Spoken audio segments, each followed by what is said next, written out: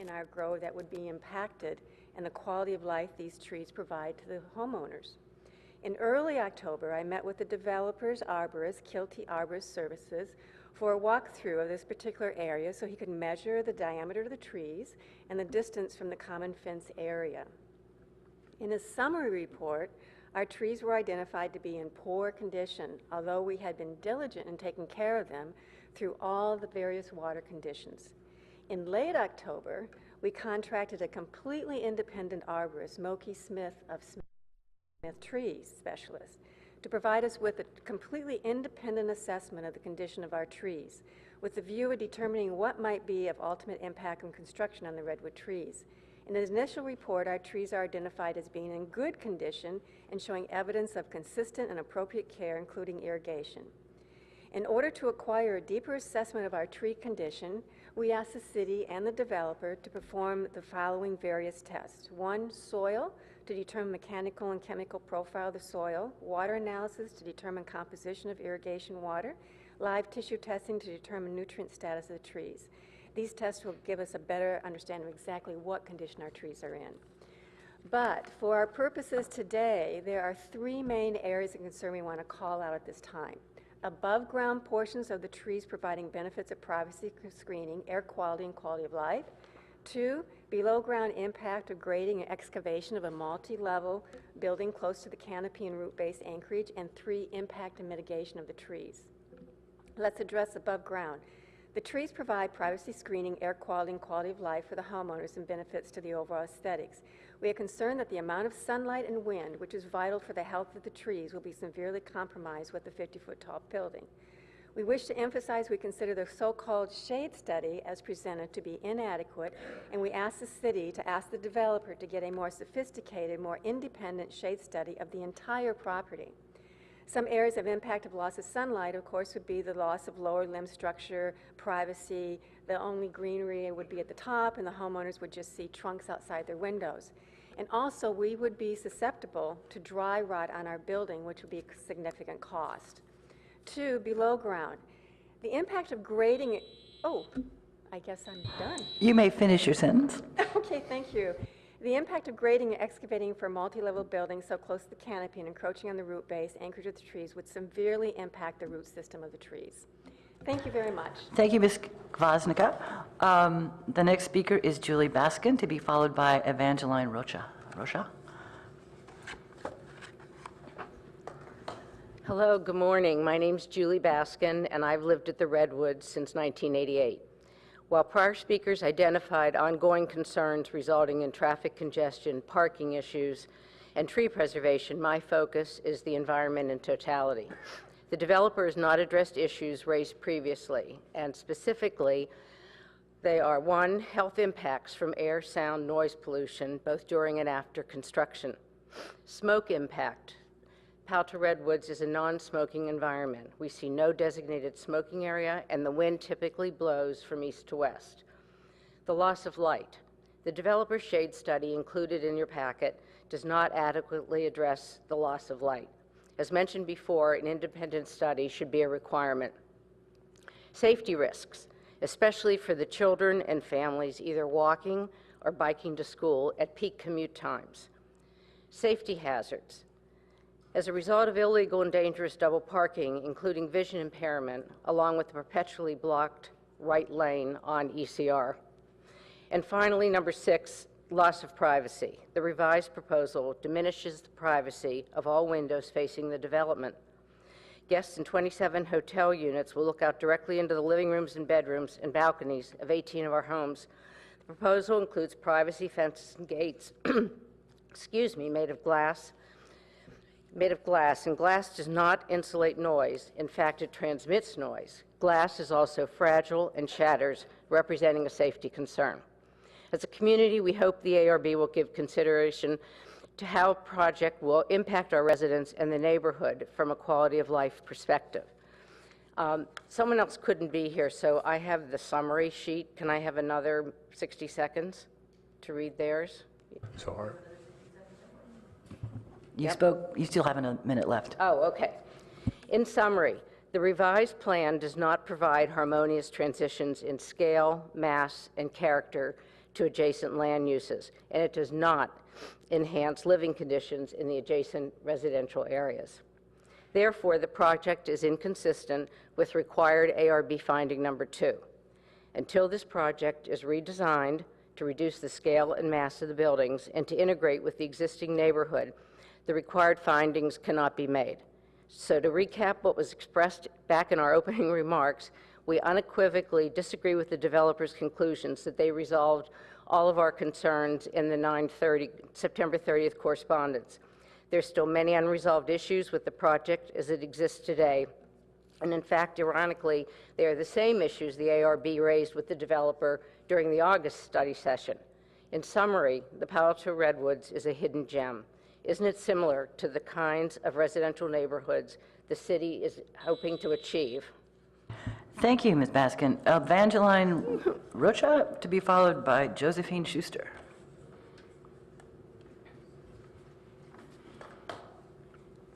Good morning.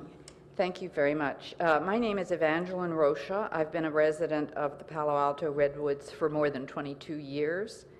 I'm very concerned about this hotel project. I feel like our neighborhood was declared a hotel corridor and has been allowed to become, as the Palo Alto Weekly put it, all string and no pearls. I want to ask if anyone has been paying attention to what is actually happening on the ground. In 2008, I think there was an Economic Resource Associates study commissioned by the city that said at the time there was 1,865 hotel rooms in all of Palo Alto. And now, within walking distance of the Redwoods, we have 19 hotels with 1,595 rooms on El Camino alone. One of these has already submitted plans to nearly triple from 36 to 97 rooms. That's over 1,600 rooms in a stretch of less than 2.5 miles, just in the blocks of El Camino between 3,200 and 4,500. And I suspect this may undercount because all I could do was map the area and look up on TripAdvisor. But if we were to include the massive Marriotts that are going on San Antonio, and who knows what else is under consideration for properties now vacant, surely there are thousands of rooms. And if the city insists on more hotel rooms, I do think the burden should be more equitably shared throughout the city and not continue to be dumped on our neighborhood. This particular dense hotel project with almost 90 rooms and a long stretch of 50-foot-high walls is unsuitable in the neighborhood. The project as drawn is too bulky, significantly affects our daylight for many of our units, including all 12 of our BMR units. It endangers the health of our redwood trees, and it adds to the already fragile traffic circulation and bike safety. This is just another in a series of massive buildings being built along El Camino. I would make a plea. I don't think there's in the whole region another multifamily residential development that has outdoor walkways amid more than 100 trees, most of them redwoods, and a number of oases of green spaces, and also provides easy access to public transportation, good schools, workplaces, and community services. Seems to me we are exactly the kind of housing that the new comprehensive plan wants to see more of and that Palo Alto should protect. We recognize that the property next door is zoned commercial, and we've lived peaceably with Denny's and Su Hong as next door neighbors over decades. But this project, as proposed, just offers nothing of benefit for those of us who live in South Palo Alto. There are no amenities for the community, no invitation to walk and pause, and nothing pedestrian-centric at all. Thank you very much for your attention. Thank you, Ms. Schuster. The next speaker is Julie Handley. I beg your pardon. Yes. I got ahead of myself. Ms. Schuster. That was Julie 2 times ago. Good morning. Yes. I'm Josephine Schuster, and I have to put my glasses on because I'm really old. I'm 87 years old and have lived in the Redwoods for longer than any of the other participants, for 32 years. I moved to Palo Alto because of the Palo Alto philosophy of people/trees, and that's why I'm here. I served as president of the board of directors when we had a $2 million project, and I remained on the board as a senior member because of my experience. For 32 years, I've enjoyed the beauty and convenience of this great Palo Alto neighborhood, but now I fear that these features will disappear. Since I no longer drive, I'm spending more time at home and shall be severely impacted by this project. I often cook for the Veterans Trauma Center as part of a group, and I also cook Italian food for friends who cannot any longer cook, because I can do that, even though I can't drive. I'm an active citizen of Palo Alto and have started fundraisings across the street at the Pacific Art League, which is a 95-year-old art school and gallery, and I started the fundraising there several years ago, which is still going on. So I'm an active Palo Alto citizen, not just a resident of the Redwoods. My home is 50 feet tall, and this hotel will definitely impact air and light. I did not move to Palo Alto to live in a cave, and that's how I will be living if this project is approved. Thank you. Thank you. So I believe the next card I have is Julie Handley, to be followed by Robert Moss. Thank you. Thank you very much. I'm Julie Handley. I have Dinah's Garden Hotel and also the property, the Sea by Alexander's. So I'm directly across from this project, 4261 for Dinah's Hotel, 4269 for the Trader, well, it used to be Trader Vic's, now the Sea by Alexander's, who is my tenant. This is John Hooter, who they very kindly allowed me to bring up. He's my general manager. He is an expert hotelier. Recently, the GM of the St. Francis Hotel in San Francisco. Prior to that, the Sofitel in Redwood Shores, and prior to that, Nico. He is an expert in hotels, and he will speak very shortly about the hotel aspect and the safety aspect and the traffic aspect. In my case, this is a legacy property that I inherited from my parents. I have slightly over 5 acres. It's a hotel, 129 rooms. And I recently did a sort of quick and easy, had an engineer do a quick study for me.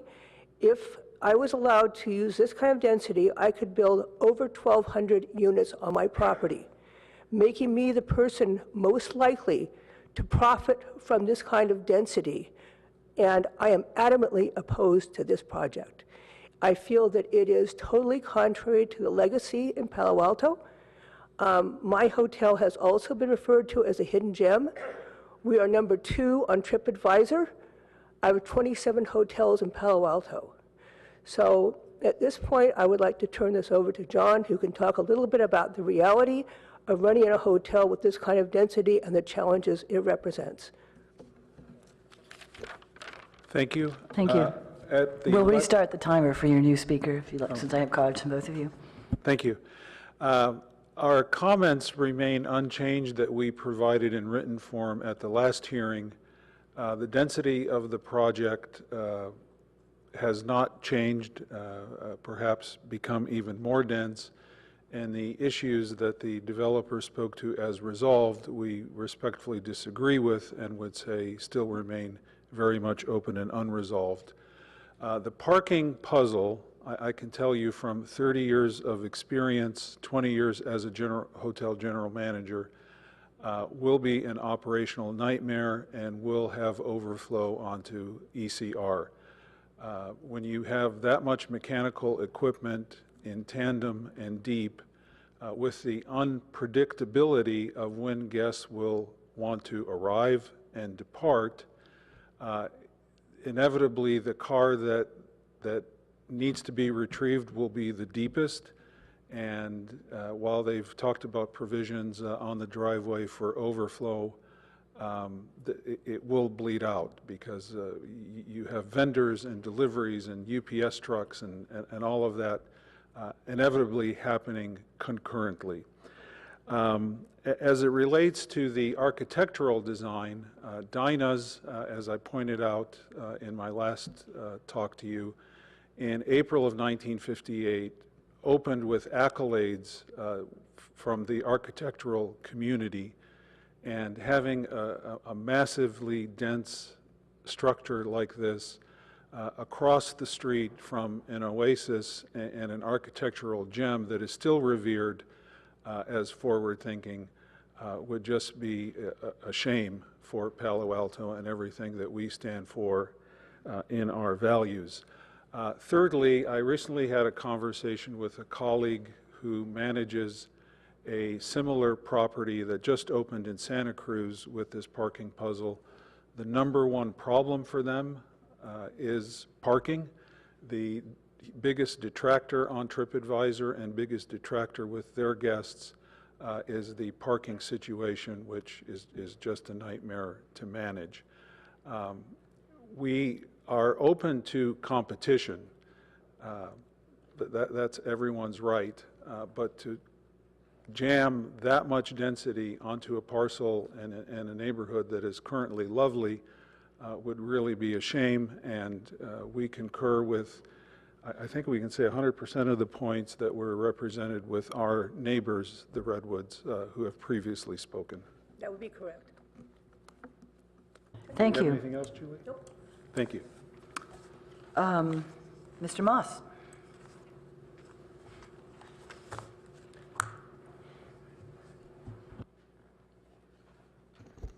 Yeah, thank you. I'm sure you've heard of two of the biggest problems people have in Palo Alto are traffic and parking, and this proposal will worsen both along one of our most congested streets, El Camino.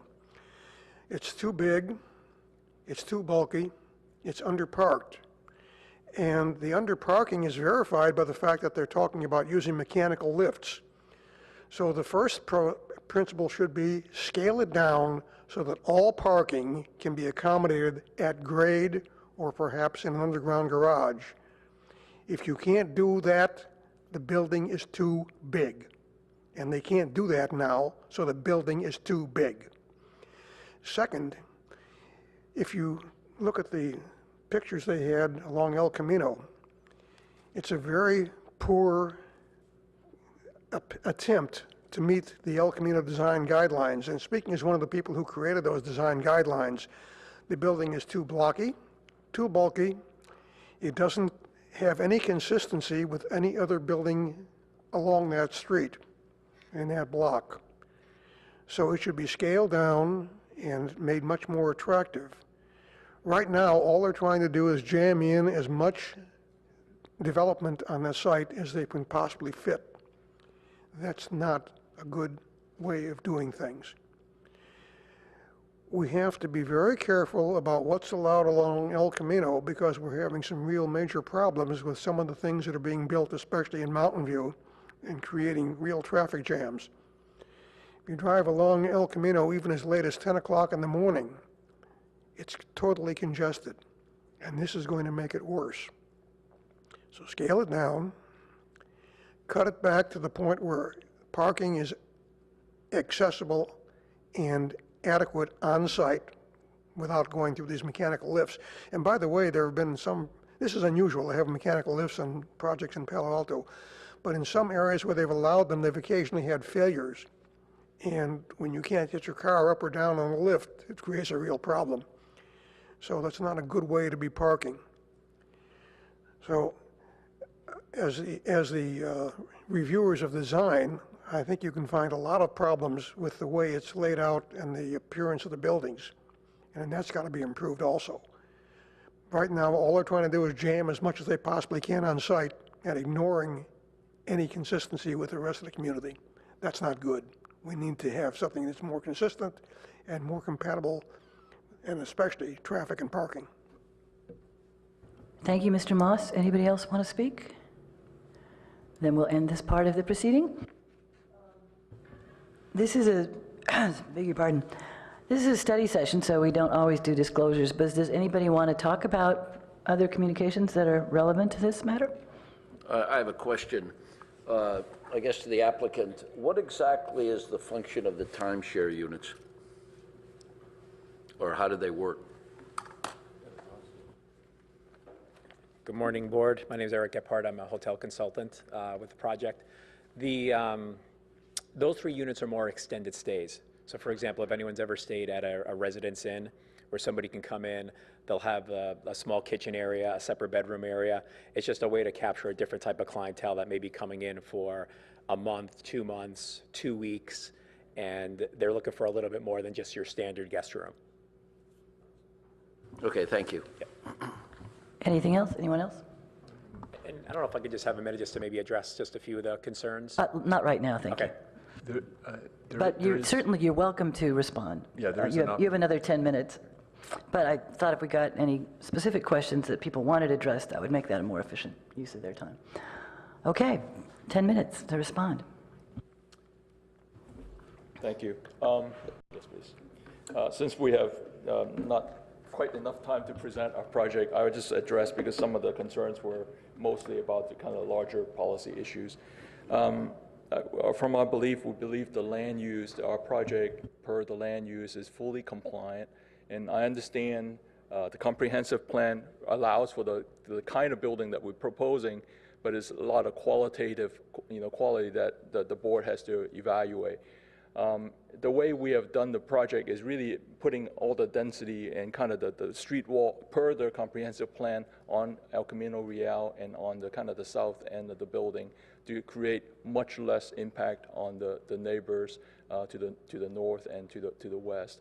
So that's something that I think as you can see in your package, is really important. And then another topic that was mentioned was the circulation and parking, and the diagram that you see on the screen here.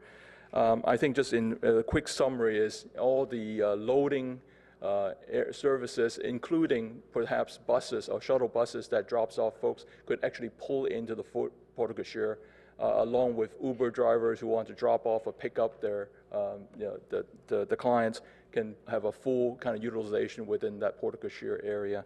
However, we have alternative plans that we can show you quickly for your comments, a recommendation from a transportation department. In terms of the protection of the redwood trees, one of the things that I think is really critical item for us to really think about is if you look at the garage plan, which I don't think this is the garage plan. The garage plan actually follows a setback of the building like this. So if you look at the relationship between our garage footprint and the tree canopies, that's the reason why we set back the garage footprint, in order to have the root ball for the redwood trees to be protected and also have plenty of rooms to grow. For the shadow study, we can definitely, as part of the EIR process, and also the noise studies as part of the EIR process, will come forward with much more detail. But I think just to also note, right now there is no street wall along ECR. So as we put this building on ECR, the noise level at the back of the site should be reduced as a result. So that could be validated when we have the noise report. The massing study, I think, is really important also to note, is that we have components of the building where the 5 stories really kind of where this kind of darker color is, and the extended stay area is actually 2-story on the back. So it's even lower or shorter than the existing condo building here, as a respectful kind of gesture to both this kind of blank sidewall here, as well as the condominium here, as well as the massing transition from a 5-story down to a 4-story and a 3-story condition to really address that issue. And then the other thing is in terms of privacy, that by reorienting these extended stay units, none of these units have the kind of the public face fronting onto the neighbor's property. These, on the upper floor of these units here, are essentially restroom with a blank wall. The public face is actually fronting onto the courtyard. In addition to a gate here that separate this more active area of the courtyard to kind of this rear, what we call it, more of a sculptural gardens, of much more passive gardens back here. So I think our project have really looked at all the comments from the board as well as from the community and respected those comments. In terms of the architecture, I think one of the things that's important to note is that we have created, actually changed the program, the Empire program, so that the lobby is kind of on the center mid-block of this project, with kind of the bar, the lounge area, with outdoor seating spaces to really activate ECR, unlike the Hilton down the street that is kind of just a straight wall. So that's another thing that we have responded to. The other thing that's important to note is also on the back roof that kind of cascade down. What we've done is change the mechanical system, so it's a PTEC system, through wall system, so that we can actually don't necessarily have to have mechanical that's on the roof on the rear of the site. The only mechanical system on the roof is really up front where we have the restaurant, the bars, and the common areas.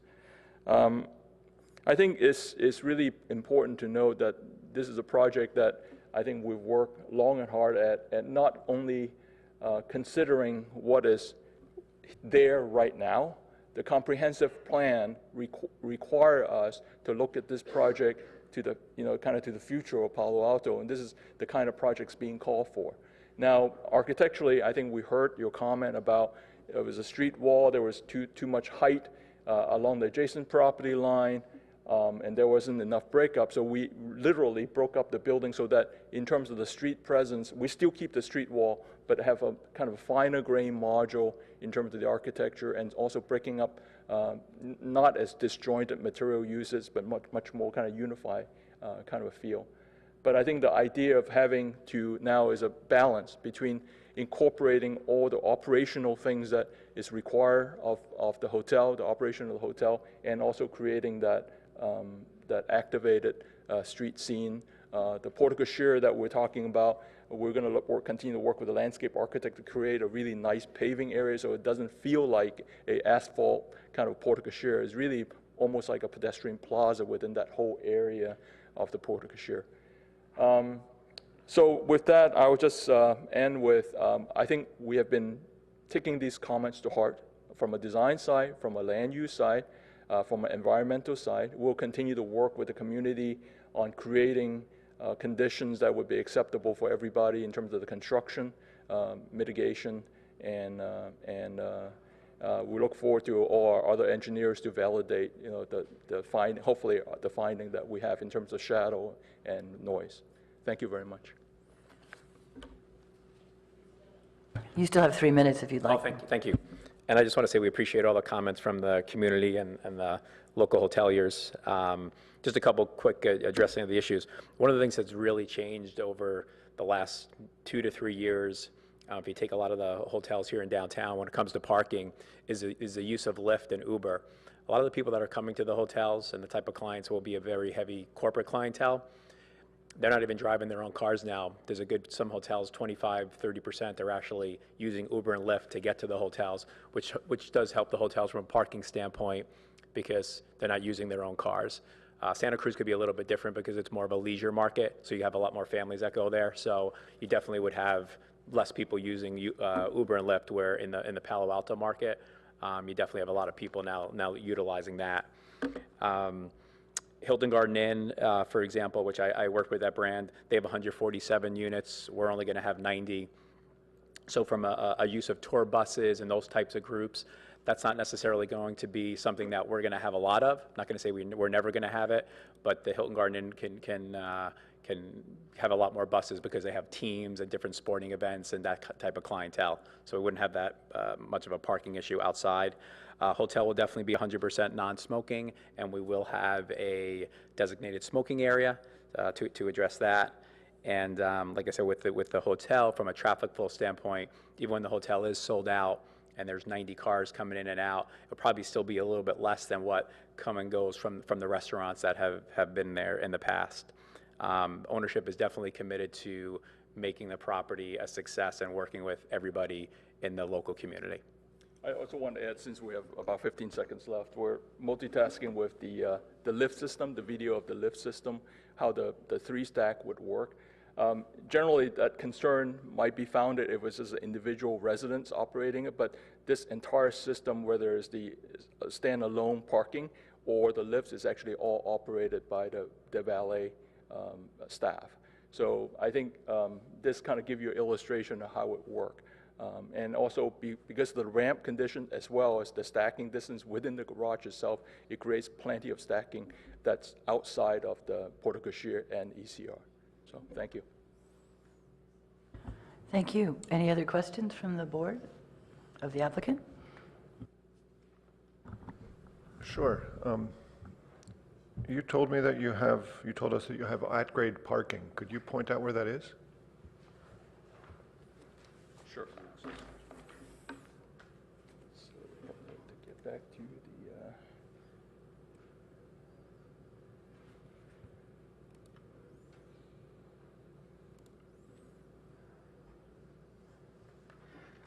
which one is the, oh, okay.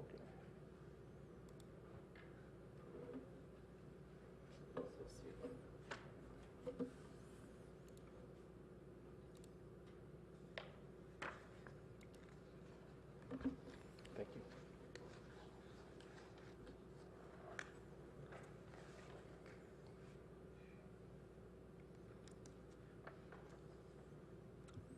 So there's a handicap spot here, parking spot, as well as another spot here at grade. In addition, so these are now double wide, kind of a drop-off area, so you could actually park here for taxi or Uber as well.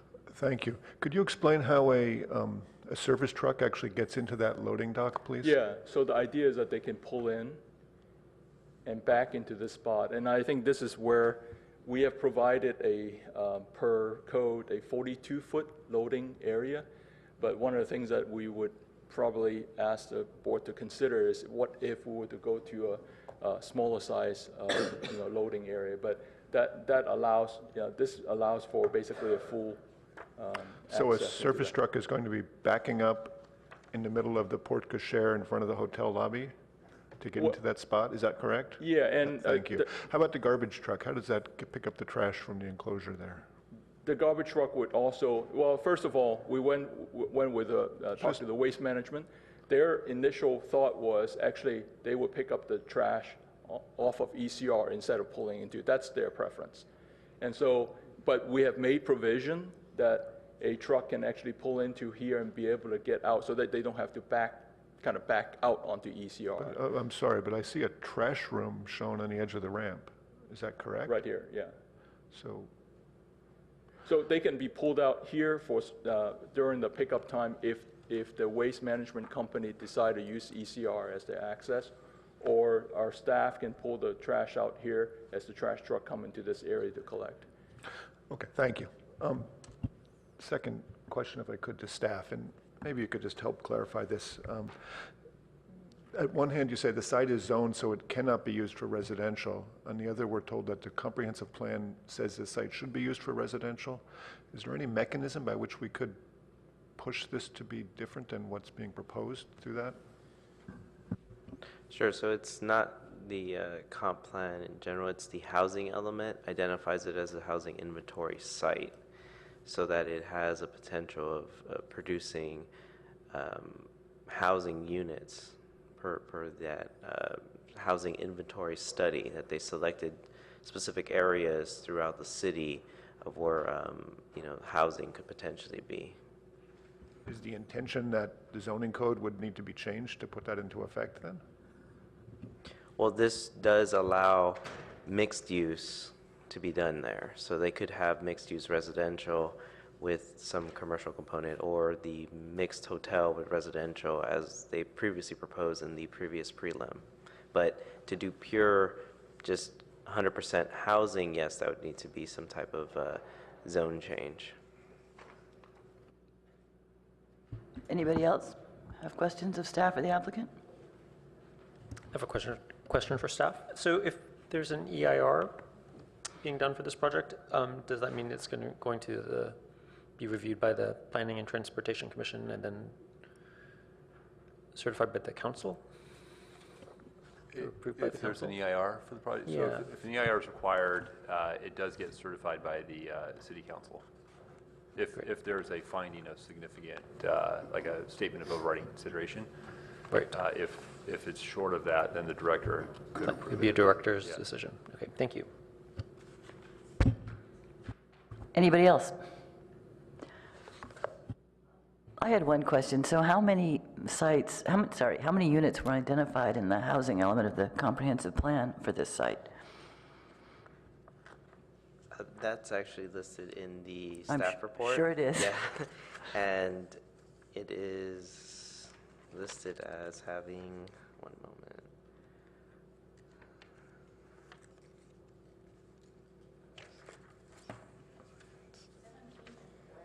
17 units, but a realistic yield of 12.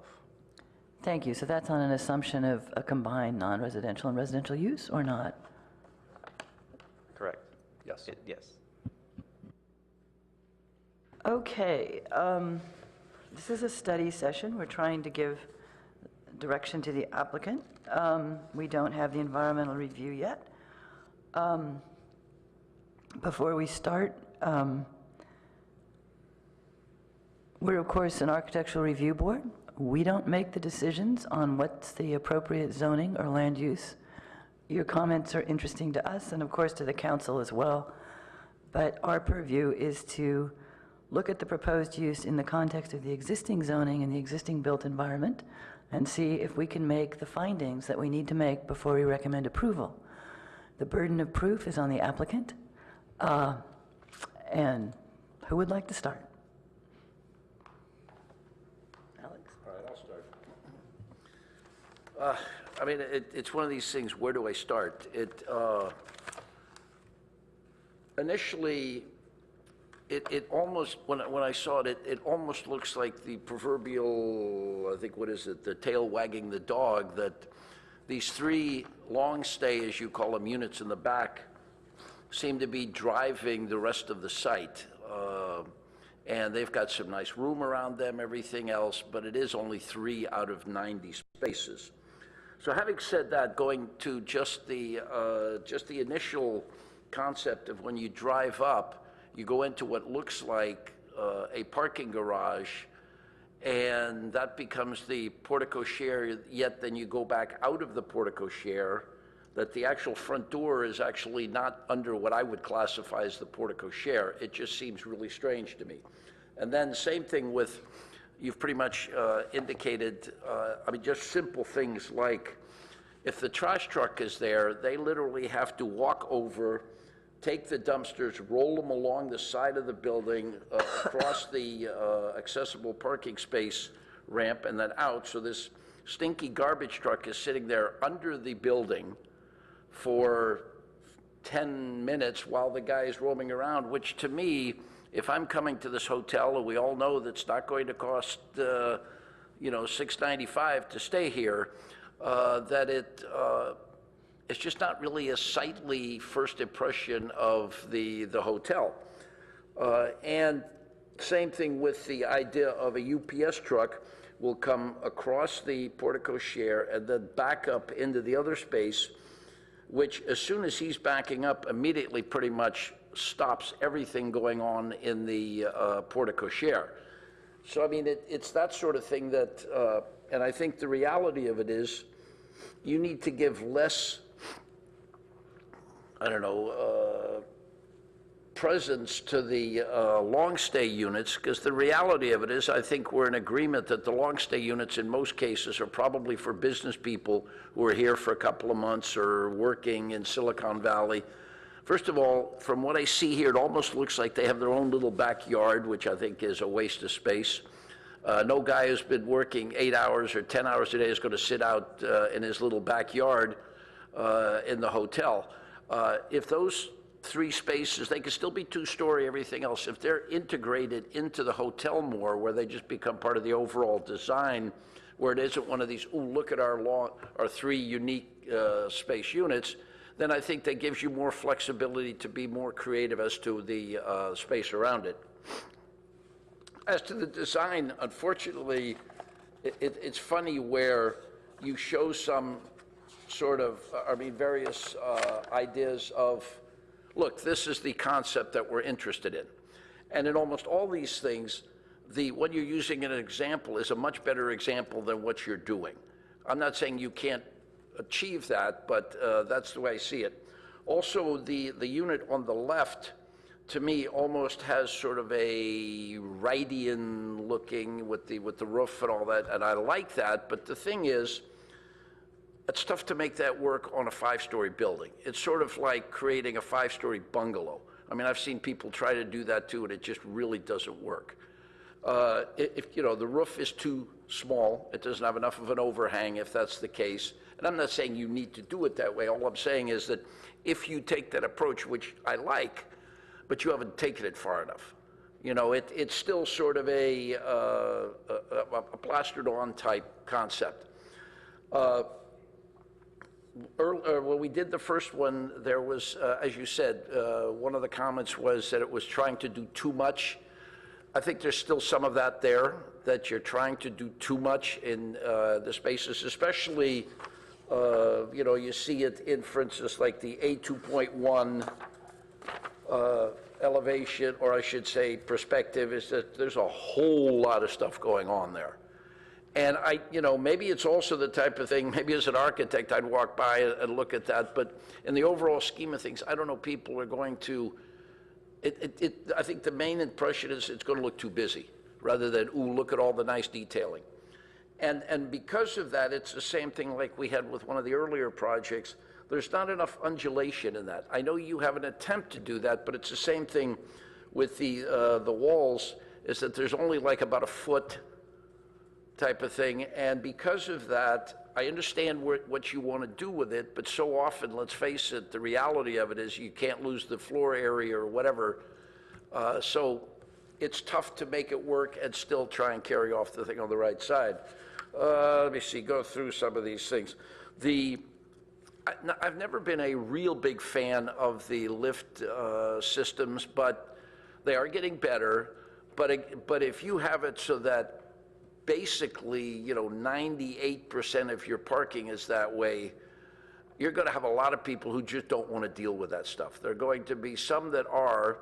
I do agree with you, though, that, let's face it, nowadays with Lyft and Uber, you know, why bother taking the, you know, you take a ride share there, and that alleviates a lot of it, but it still doesn't do anything for the person who drives their car up and just needs to park it for a few minutes.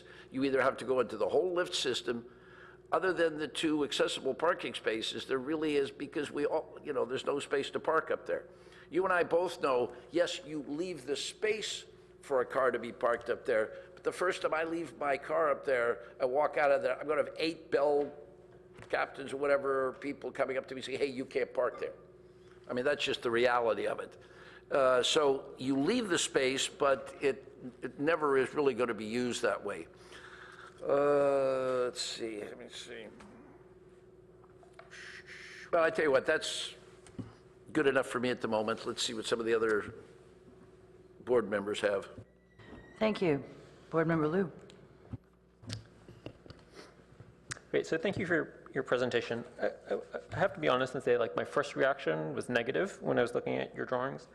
But then as I looked at it more carefully and was looking at looking at your revised design, I do see that you have tried to protect the privacy to the Palo Alto redwoods, and that you've tried to step the massing down to minimize sun shading.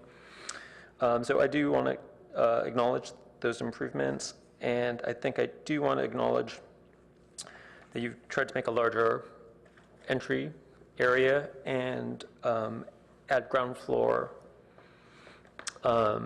uses that are visible from the sidewalk. So I think that those are all improvements.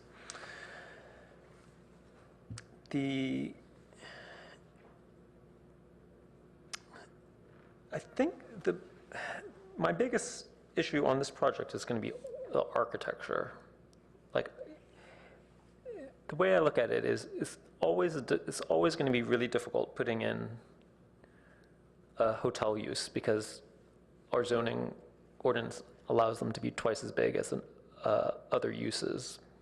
So that's just like off the bat, that's it's a difficult problem, and that the board has previously really been very tough on the architects for hotels and trying to get really rigorous designs. And so we do have like the Homewood Suites by Hilton, right? Which is, I think, a 1.75 floor area building. And I think that one turned out well, considering. And then we also have like the 2.0 floor area building hotel, which is the, and the name escapes me, it's next to the Westin. The board really insisted on rigorous proportions, meticulous details on that one. And I don't see it happening yet on this project. And I'm a little concerned about it. So say, for example, like your portico share, like I think that your columns are just like a foot deep, right? And that doesn't, like that's not going to cut it at all. And so I could go around the whole building and find things that I don't like. I would mention like that one, I think on the south property line, I think you're showing one, like a white section of stucco and then maybe a tan section of stucco, but they're actually all on the same plane. And typically, the board here has not liked that kind of situation where it's just a 2D, a 2D architecture. So I think you have a long way to go. I guess I'm saying that I'm generally in support of the partie of the building. Like I think this is I think given the site, that's probably the best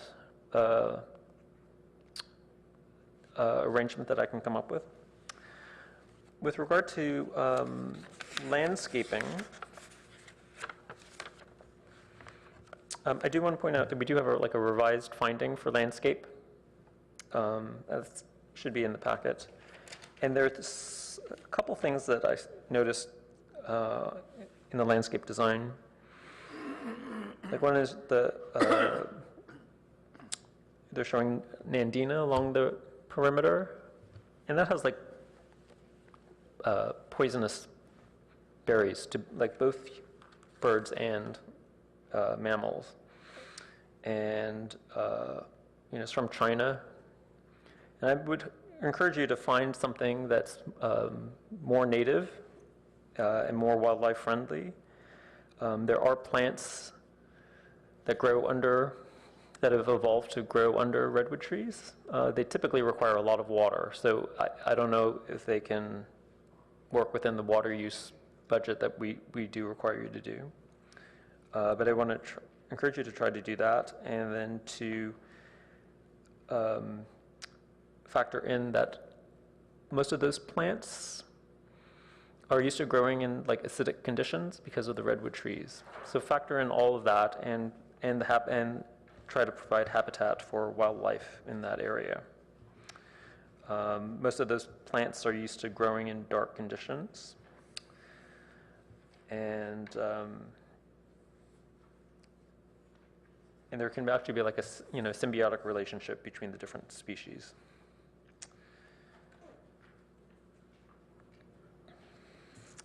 On the sun study, I think I was actually surprised at how minimal the impact were on the Palo Alto redwoods. I think that's probably because of the solar orientation of the project.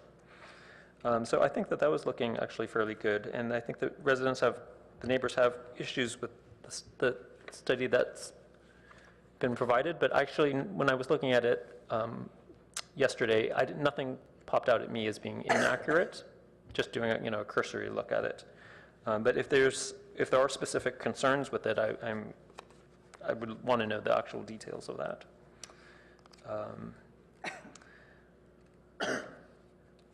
On the massing, I think they're on the El Camino frontage. I do like the 5th floor setback on the right-hand portion of the building. I think it's set back 10 feet. I'm concerned that the left-hand portion is not stepped back as well. I think we did require that on both sides of the Hilton Garden Inn, and I think that that setback is working. I think that is working on that particular building. I think like Robert, I'm not crazy about the way the back of the building is looking, but I think I understand why you're doing it. We have a low-income housing project nearby on Charleston that did that kind of stair-stepping, massing down, and I didn't really like it, the way it looked on that particular building either, but in the end, it actually worked for the neighbors. So I don't want to discourage you from from the stepping, but yeah, it's not looking pretty at the moment. So that's all that I have at the moment. I think it's, I guess I'm going to say it's headed in the right direction. Thank you. Vice Chair Balte. Thank you. I agree with Board Member Guyer's comments regarding the overall form of the building, front and back, and agree as well with Board Member Liu's comments. His insightful notions about the detailing and stuff are spot on. I don't want to repeat it, but you really need to listen and pay attention to that.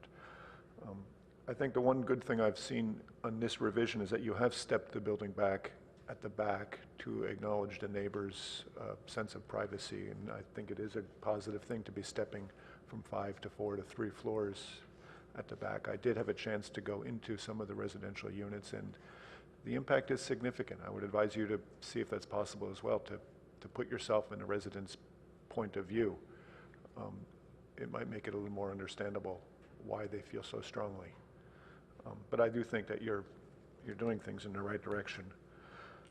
I want to focus the majority of what I'm talking about today on your sort of site planning, transportation, circulation, because I just don't think it works. I'm sort of surprised that you're planning to build this fairly expensive and fancy hotel with, I mean, I could go on and on, a loading dock right next to the front door, a garbage truck that's blocking the pathway down, no realistic parking situation. Those aren't at-grade parking spots. Those are accessible units. Nobody can really park there, and it just doesn't work. And you just heard it from another experienced hotelier telling us that this stuff isn't going to work. I don't have to be a hotel architect to look at it and tell you it just doesn't work. Unfortunately, to make it work is going to revise big chunks of the rest of this design. You've got a lot of work ahead of you, but I can promise you that it has to work. You have to be able to drive in, drive out safely, greet a guest, park properly, find the front door. It has to look nice. It has to be space around it. These are all basic things that just aren't happening. And I don't know what to say. I'm frustrated in a sense because this is the same stuff we saw in the first project. You came at it, no, please wait. You came at us with 90 stacked parking garages downstairs, and we told you you need parking spaces at grade, and we're looking at 2 accessible spots at grade. It still doesn't work. It doesn't work any better than it worked before. And in order to make it work, you're going to have to make some changes to the rest of your plan.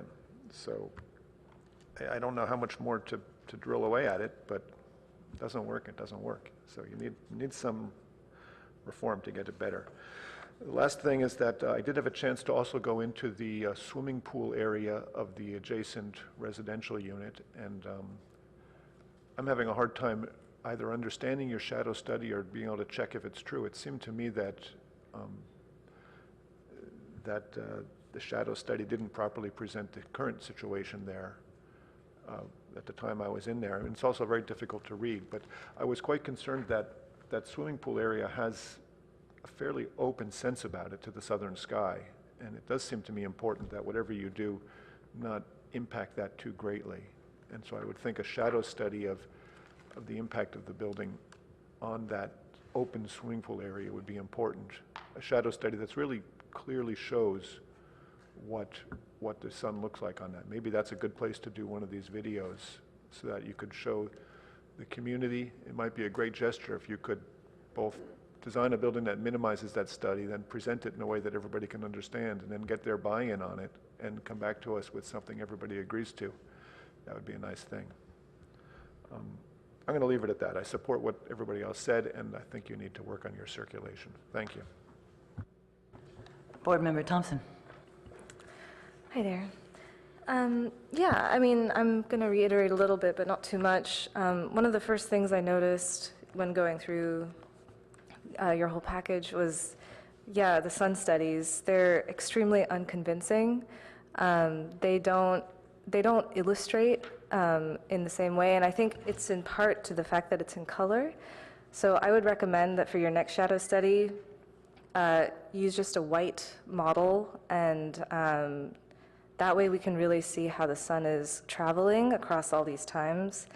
And so, and even for the trees, I would say, you know, use this. I mean, these shadow studies are more than just to know what the impact is. I would even recommend to use that shadow study to inform your massing, because it's quite evident that in some of the other, you know, in the other designs of the buildings around, that, you know, there's a sensitivity to the trees, and the shadow studies are informing where the buildings should really be. And in that sense, it may be that when you're looking, you know, when you're analyzing the results of your shadow study, it might give you an idea of how to inform your massing so that it actually, you know, gives you the best outcome. And that sort of leads me to a sort of other parts of the presentation, that a lot of the renders are aerial views, which no one really ever sees the building from this vantage point. I would recommend more views from street level, from pedestrian level. I also would really like the trees to be much more transparent, because in a lot of these drawings, they're obstructing a lot of the architecture, which makes it hard to evaluate what's really there. And in that sense also, it sort of comes down to what you can see, which right now is the beige and the wood, which in this current rendition, it's unconvincing as a partie. It's sort of hard to understand exactly what the concept of this is, but I think you have a lot of rich resources around, you know. There's a really great development that's surrounded around trees, and maybe why not integrate that into the concept of this architecture? I think it would make the hotel appealing to sort of embrace the landscape, to embrace the nature around, and sort of integrate that more in your design. I think it would make it, even if, you know, you have to lose a couple units here and there or something, bring it down. I think integrating trees and landscape, something native, would actually make it a much more desirable and potentially more valuable at the end. Yeah, and then in terms of other elements of the massing, yeah, just pay attention to the roof line, because I feel like this would look so different from ground view. And a lot of your precedents are for a lot smaller architecture, which when they're used, when they're applied to a bigger thing, doesn't translate in the same way. Yeah, I'll leave it at that. Thank you, and thank you all for your presentations, and thank you to the neighbors for coming. Difficult site, complicated project. So I'll focus on a few things that are of particular concern to me. One of our findings, of course, is that this is doing a good job with existing natural features. The existing, at this point, natural feature is the redwood grove, even though it was originally a redwood farm. So that has to be, in my mind, a big driver of all design. At the moment, we have some rather conflicting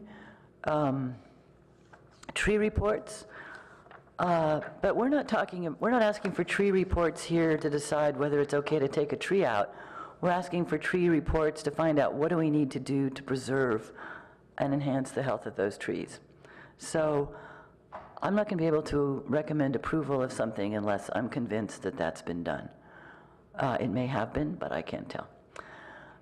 Secondly, I was not really able to understand the shadow studies in a useful way. And I think some of my colleagues have pointed out why those drawings might be difficult to understand.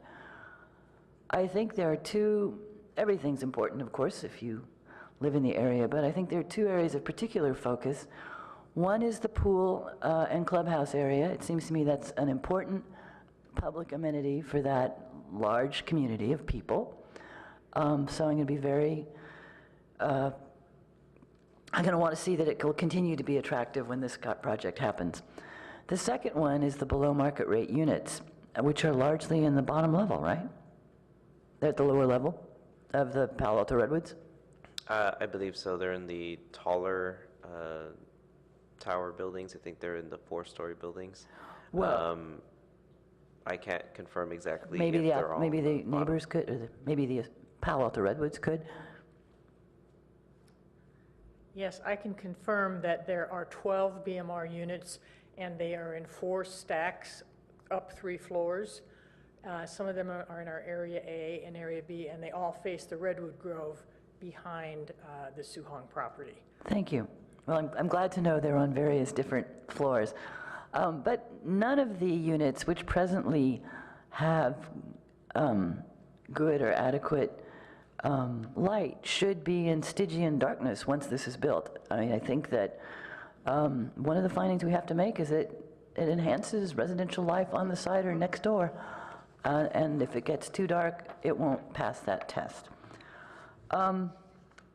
On the architectural design, I have 2 comments. One is, this is a building that people see at fairly high speed. I mean, not always, sometimes you see it at 2 miles an hour, but often people go by fairly rapidly. So I think it needs to make a pretty strong, pretty unified statement. There are beautiful buildings along El Camino, but if you're going to notice them, they have to really be well woven together. If it's too subtle, we don't get it. On the other hand, if it isn't well detailed, we'll quickly be bored by it and won't find it attractive. When I look at the elevation on the cover, it really presents a very unattractive view. I understand that the entrance to the garage is recessed, but it looks like the big view I'm going to get as I approach the site is garage entrance into dark space. And that's not consistent with our design requirements or with the South El Camino guidelines, I suspect. And then that relates to what's probably a much more serious problem, which is how the circulation works. And part of it, we now have a city code that says that properties can be developed with lift systems. But it requires how many? It requires 10 surface parking spaces, roughly, wound up. It requires 2 or 10% of the overall parking, whichever is greater. So And in do we this round case, it would be the 10%. Okay, so do we round up or down? So that's 10 spaces. And that means, You can't have 9.5 parking. I understand. You can have a fee, but yes, so it's 10. And I don't see them. And they need to not only be somewhere, but they need to be available and useful. This project seems to be struggling with the issue of a transition in land use and a transition in transportation.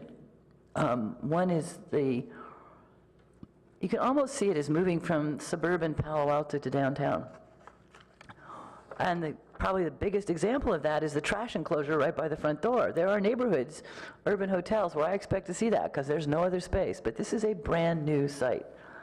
And if the trash company is willing to say, we'll pick up at, late enough so that there's no traffic, but not so late that you disturb everybody's sleep, then that might work. But in the absence of a condition like that, it doesn't. And when I look at the patterns of circulation, essentially this is an all-valet or drop-off operation, is what you're telling me. And it's not designed to work well that way or send that message fast enough. And if I come waltzing in here off El Camino, I don't have much margin of error. I can't pause and look and try to figure out what's happening. I need to get off the road and into your site. And then I need to be able to do whatever I'm supposed to do without causing more congestion and conflict. And I do not, at this moment, see how that works. I would support my colleagues' comments on landscaping.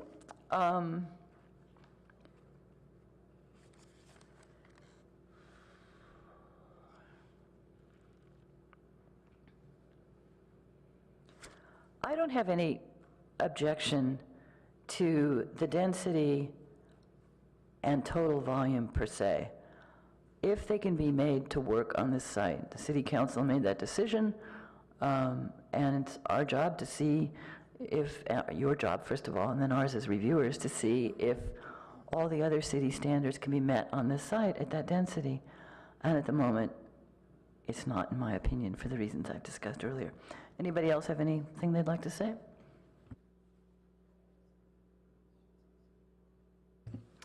I forgot to talk about design linkages and making transitions to the neighboring buildings. And I think, I think we have a couple things. We have the El Camino Design Guidelines. We actually have 2 sets of them. And we have our and then we have like the existing buildings, which were, how do I characterize it? It seems like they were built from a different time period and different aesthetic, and I think that's going to be a challenge on this particular site. So like the existing buildings mostly have like wood or shingles. Say like the restaurant at Dinah's, it's oriented more inwardly instead of towards the street. Like the Cabana Hotel has a huge setback. Again, Palo Alto Redwoods has a large setback, and they're more suburban. I do want to encourage you to try to make more linkages with all of those buildings, because they're going to be there for a while. And so I think some of the attempts that you're showing is like with wood or simulated wood facade. I think that's a step in the right direction. It seems like the stucco color is very light and bright and seems more appropriate on some of our other parts of El Camino. It seems to me to stand out in this particular location. But I think you should try to show the board what you're trying to do. And I don't recall seeing a drawing in here showing those adjacencies. I think the one area that I think may be the weakest, perhaps, is next to it's Thomas Foods next door, the outside corner. I think it's actually very visible from northbound El Camino. And how your building turns the corner right there. I think that could be better.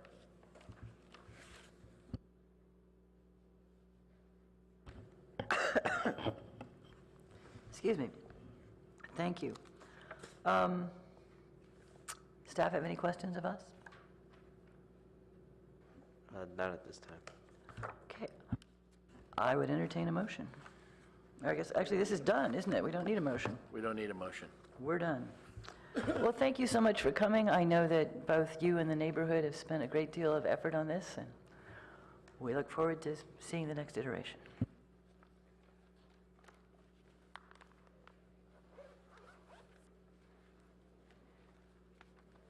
And there are no minutes for our approval. There are no subcommittee items. Are there any board member questions, comments, or announcements? Yes. The council extended all of your terms by 6 months, right? Someday, that would be a great piece of news. It was mostly internal workings of the city clerk. It was not because you're doing a great job.